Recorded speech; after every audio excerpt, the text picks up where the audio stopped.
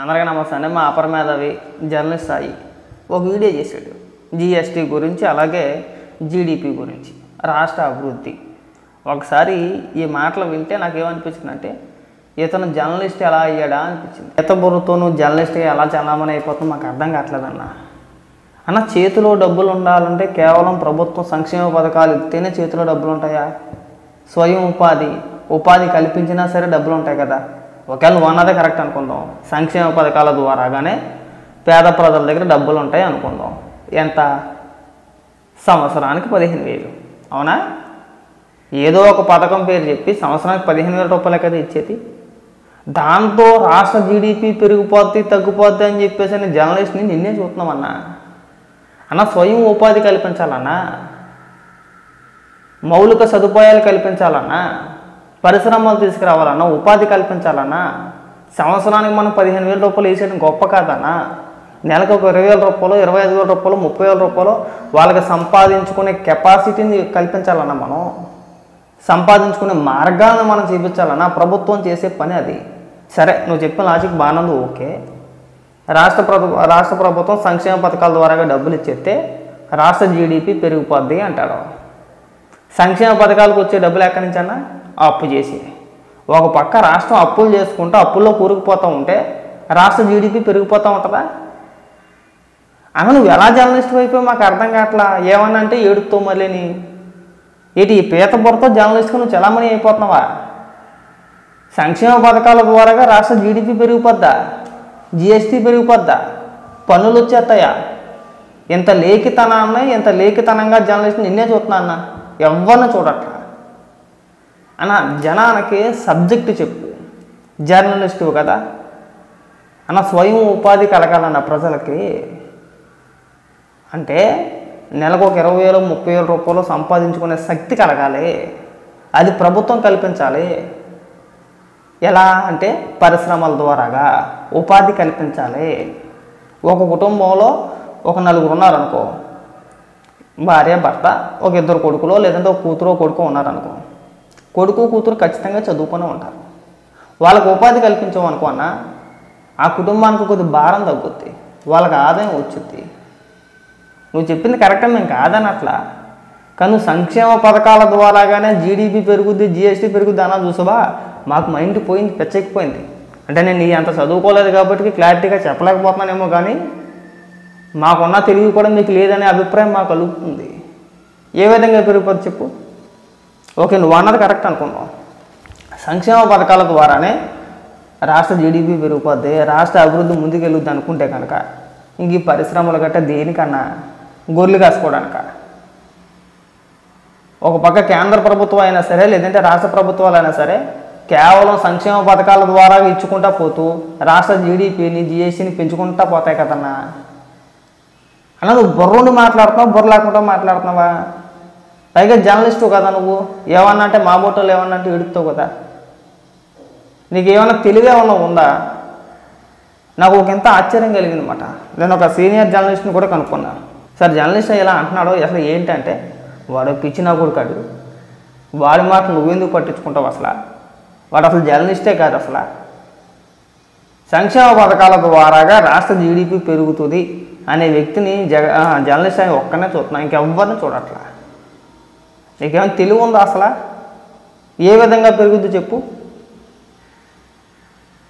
రాష్ట్రానికి ఆదాయం వచ్చి తలసరి ఆదాయం పెరిగితే అప్పుడు కదా జీడిపి పెరిగేది. తలసరి ఆదాయం ఎలా పెరుగుద్దన్నా? ఉపాధి కలిగినప్పుడు, ఉపాధి కల్పించినప్పుడు. ఉపాధి ఎలా కలుగుద్దన్నా? పరిశ్రమలో, పెట్టుబడిలో ఉద్యోగ అవకాశాలు కల్పించినప్పుడు, ఎవరికి వాళ్ళు సొంతంగా సంపాదించుకునే స్టేజీకి వచ్చినప్పుడన్నా తలసరి ఆదాయం పెరుగుతుందన్నా. ముందు మనం వాళ్ళకి మౌలిక సదుపాయాలు కల్పించామనుకున్నా వాళ్ళ సంపాదన వాళ్ళు సంపాదించుకుంటారు. ఎవడి కష్టం వాడిదే. అక్కడ ఎవరికాడ సంపాదించుకోగలుగుతాడు.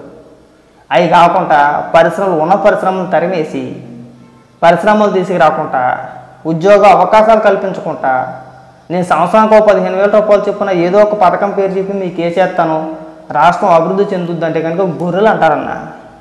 జర్నలిస్టులు అని చెప్పేసి అంటారు, గొర్రెలు అంటారు. కనీసం మా బోటోళ్ళకున్న జ్ఞానం కూడా నీకు లేకపోతే నేను తిట్టరా నలుగురు కూడా? అసలు నువ్వేం మాట్లాడుతావు నీకైనా అర్థమవుతుందా? అంటే జగన్మోహన్ రెడ్డి మీద ప్రేమ ఉండొచ్చు అన్న, కాదని అట్లా మరి ఇంత గొర్రెతనం ఉండకూడదు. ఒక పక్క చదువుకున్న యువత ఎవరైతే ఉన్నారో వాళ్ళకి ఉద్యోగాలు రాక వాళ్ళ బాధలు వాళ్ళు పడతా ఉంటే నువ్వు ఇంకా సంక్షేమ పథకాల ద్వారాగానే రాష్ట్ర జీడిపి పెరుగుద్ది, జిఎస్టీ పెరుగుద్ది, ఆదాయం వచ్చుద్దని మాట్లాడుతూ ఉంటే అసలు ఏమైనా ఆలోచించాలన్నా? నీకేమన్నా మైండ్ ఉందా? మైండ్ లేకుండా మాట్లాడుతున్నావా? కొంచెం ఉన్న సబ్జెక్ట్ పరంగా ఏమైనా మాట్లాడగలుగుతావా? పైగా నువ్వు పెద్ద జర్నలిస్ట్వి. ఏమన్నా అంటే నేను నీతికి నిజాయితీకి మారు పేరు, నన్ను మించినోడు లేడు అని చెప్పేసి అని మాట్లాడతావు. ఇక నీ మాటలు చూస్తూ ఉంటే ముఖం మీద కాంట్రీ చుమ్మేయాలనిపిస్తుంది. పక్క రాష్ట్రం అన్న తెలంగాణ రాష్ట్రం తలసరి ఆదాయం ఎంత? దాదాపు 3,20,000 తలసరి ఆదాయం. మన రాష్ట్ర తలసరి ఆదాయం ఎంత? 2,20,000 కూడా లేదు. 2,20,000 రూపాయలు లోపే ఉంటాయి. అవునా? తెలంగాణ రాష్ట్ర ఆదాయం ఎంత? మన రాష్ట్ర ఆదాయం ఎంత? ఒకవేళ మన రాష్ట్రంలో అలాగే పక్క రాష్ట్రాలు కూడా సంక్షేమ పథకాల ద్వారాగా జిఎస్టీని జీడిపిని పెంచుకుంటున్నాయా? అక్కడ ఉద్యోగ అవకాశాలు ఎన్ని ఉన్నాయి? ఆ రాష్ట్రాల్లో యువత ఎంతమంది ఉద్యోగాలు చేస్తున్నారో, ఎంతమంది సంపాదిస్తున్నారో, దాని ద్వారాగా పన్నుల రూపాయలు వచ్చే ఆదాయం ఎంత? మన రాష్ట్రాలకు వచ్చే ఆదాయం ఎంత?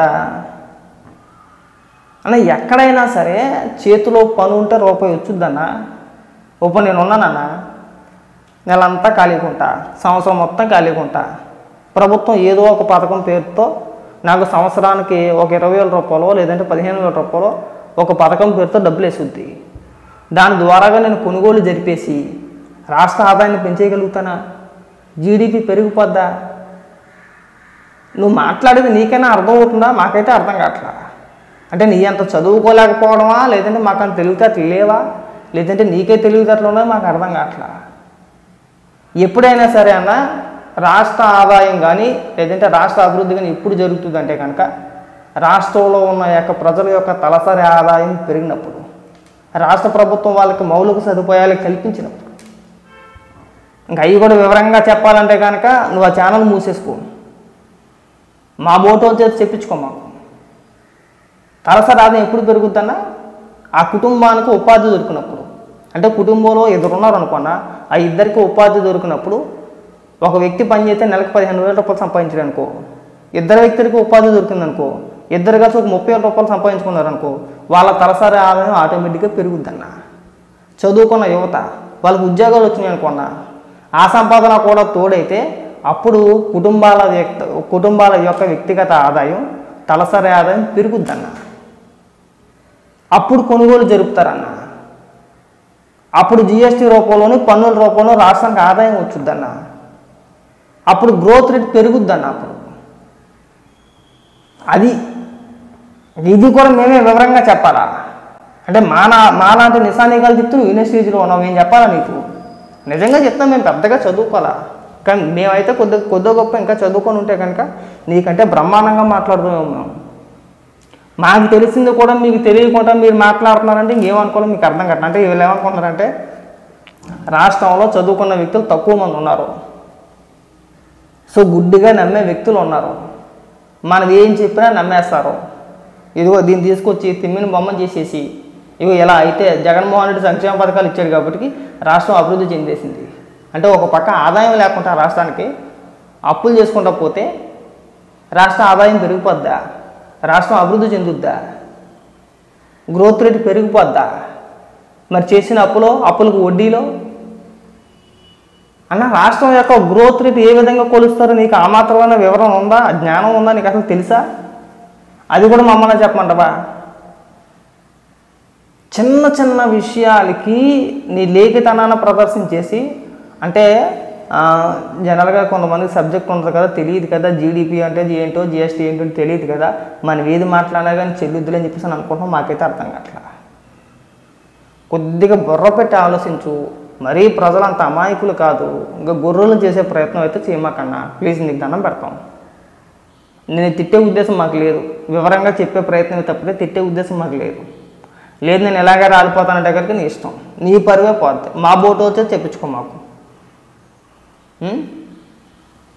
నువ్వు జర్నలిజంలో ఎన్ని సంవత్సరాలు చేసావో తెలియదు, కానీ నువ్వు చేసిన దాంట్లో సగం ఉండదు మా వయసు. మా బోటోల్తో నువ్వు చెప్పించుకుంటున్నావంటే నువ్వు ఏ స్థాయికి దిగజారిపోయావు నువ్వు అర్థం చేసుకో. నాకు ఆశ్చర్యం కలిగింది మాట. ఏంటి జీడిపిని జిఎస్టీ ఇలా పెరుగుతుందా? రాష్ట్ర గ్రోత్ ఇలా లెక్కేస్తారా? సంక్షేమ పథకాల ద్వారా వచ్చే డబ్బులతో లెక్కేస్తారా? నువ్వు చెప్పిన పాయింట్ కరెక్టే, చేతిలో డబ్బులు ఉండవు, నేను కాదనట్లా. డబ్బులు ఉండాలంటే కేవలం సంక్షేమ పథకాల ద్వారాగానే వచ్చి ఉండాల్సిన అవసరం లేదు. రాష్ట్ర ప్రజలకు ఉపాధి కల్పించారనుకున్నా ఆటోమేటిక్గా చేతిలో డబ్బులు ఉంటాయి, కొనుగోలు జరుగుతాయి, అమ్మకాలు జరుగుతాయి. అమ్మకపు పన్ను, కొనుగోలు పన్ను, ఈ రెండు రాష్ట్ర ప్రభుత్వ ఖజానాలకు చేరుతాయి. దాని ద్వారాగా చెప్తే బ్రహ్మాండంగా ఉండేది. ఇక్కడికి వచ్చి నువ్వు చెప్పడం, సిరాగ్గా మేము మాట్లాడటం, అబ్బే నీలో మార్పు అయితే రాదన్నా. ఒక్క నిమిషం, నీలో మార్పు అయితే రాదన్నా. ఎన్నిసార్లు చెప్పినా నీ బతుకంతే. మేము చెప్పి చెప్పి చెప్పి మాకు చిరాకు వచ్చి చిచ్చి దీని అమ్మ జీవితం వీడికి ఎందుకు చెప్పడం ప్రతిసారి అని మాకు మేము అనుకోవడం తప్పితే నీకు ఎన్నిసార్లు చెప్పినా కానీ మార్పు అంటూ రాదు నీలో. దయచేసి ఇలాంటి మాటలు ఇంకెప్పుడు మాట్లాడము.